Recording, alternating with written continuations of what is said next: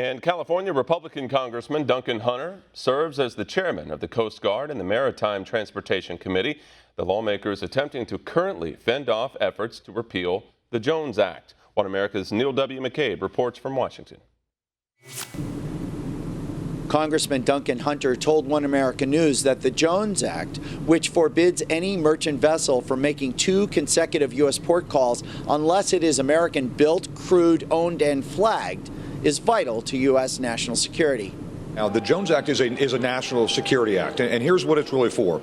It's not just that we might lack ships in the future, it's that we don't have enough shipbuilders in America right now. Hunter, a Marine combat veteran of Iraq and Afghanistan, said, in a World War III scenario, the U.S. would need to replace quickly ships on both the Atlantic and Pacific Oceans, and the Jones Act provisions sustain the country's remaining shipyards. In a war, those private shipyards come under the command and control of the Navy, he said.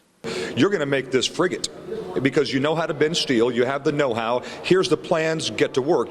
George Landreth, the president of the Washington-based Frontiers of Freedom, told One America News, it is unfair to blame the Jones Act for problems such as the ones in Puerto Rico after Hurricane Maria.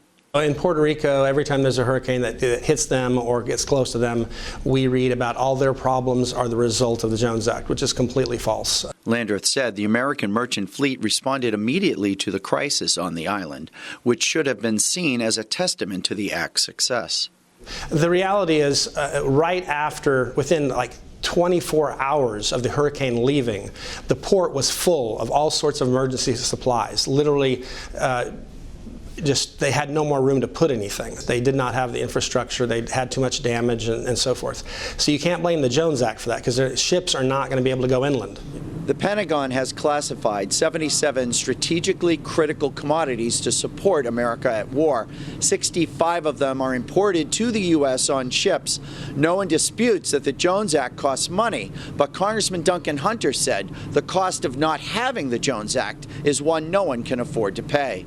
Neil W. McCabe, One America News, Washington. Want to see more videos like this? Click on the link below and subscribe to One America News on YouTube. And call your cable provider and kindly demand that One America News is added to your lineup. Call and subscribe today.